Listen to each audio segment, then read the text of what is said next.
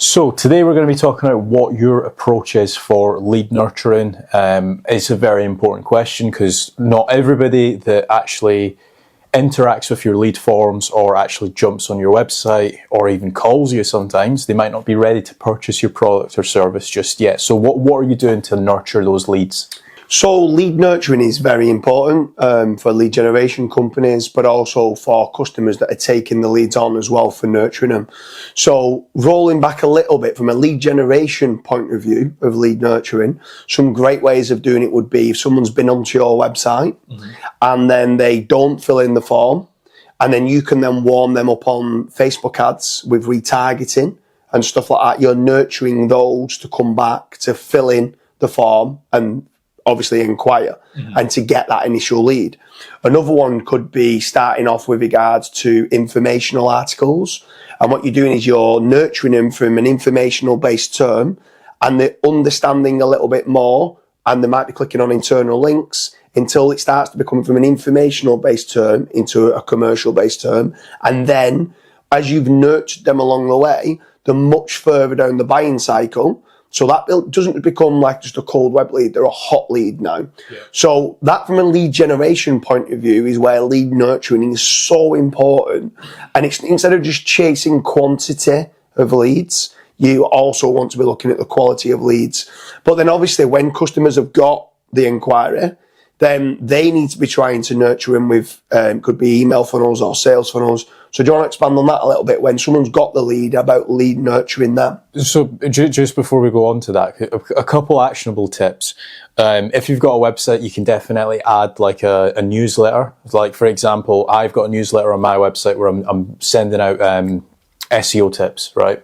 So if anybody subscribes to that, they get SEO tips, they get to know me a little bit more, and then maybe in 6 months' time, they might hire me for consultancy. So that's one strategy you can go down. Another strategy you can go down is having like a well-optimized thank you page. So again, I'll use my example. When somebody submits a lead form on my website, they get sent to a thank you page, and that thank you page then also has like 4 or 5 case studies. So then they really want to work with me.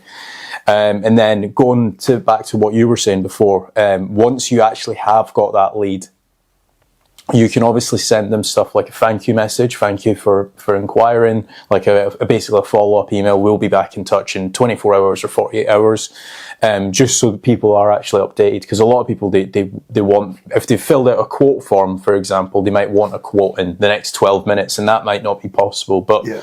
Although if you're actually prompting them saying like, hey, we're going to be in touch, don't worry, we're a little bit busy, we'll be back in 24 hours, that's fine.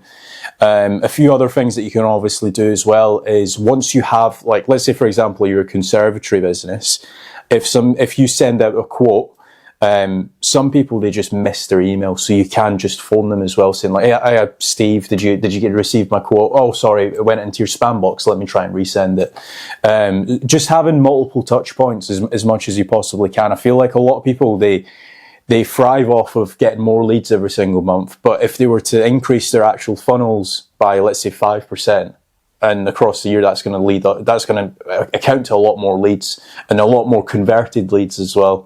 Yeah, for sure. I mean, you touched on their touch points, and I think that's what a lot of it comes down to. In traditional marketing, they used to always say you need to be seen 5 times before someone's willing to inquire with that brand or with that theatre show or whatever it is. That's both online, trying to nurture them from a lead generation standpoint, but then once you've got the inquiry, like you said, even sometimes once they've sent, let's say, a quote through, following that through with other previous jobs, like you said, case studies or testimonials or what they have for similar jobs of what they've done. Yeah. Or it could even just be chasing it up 2 weeks after you sent the quote with just a quick phone call from time to time. Some people don't like phone calls. Some people prefer WhatsApp messages or email or whatever the preferred method of communication is. But sometimes chasing it up 2 weeks later, hiya Kaz, are you all right? Did you get the quote? Is everything all right with the quote? Don't try and hard sell. It's just more checking, did you get the quote? Is everything okay with it? Do you want us to change anything? Do you want any more information about what we've allowed for, what we've not allowed for?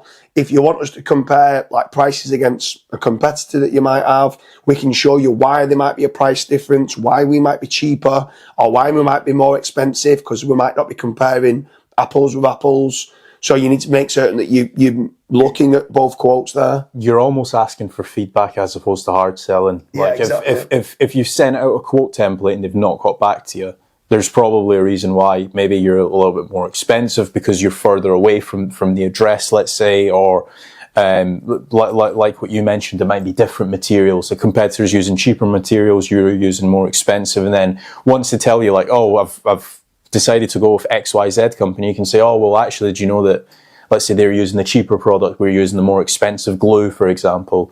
And then you can then try to win them over and actually convert that lead quote that was a little bit more on the dead side into an actual paying customer. Yeah, for sure. I mean, if you are a business owner that's watching this, if you're looking to hire a lead generation company, definitely start asking the question of what they're doing to nurture the leads. Is it just literally a cold web form?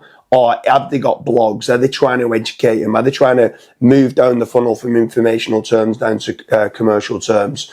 Over at flatrank.com, fill in the form there and inquire for our lead generation service. We do a lot of lead nurturing, but we are on a commission based only. So we will be asking you what you're doing to nurture the leads once you've got them, because we need to make certain that you're good at actually converting the leads as well. So lead nurturing is both really important from you as being the customer taking the leads, and from the lead generation company to make certain they're generating the right type and quality of lead. So I hope you liked the video about nurturing of leads and lead nurturing.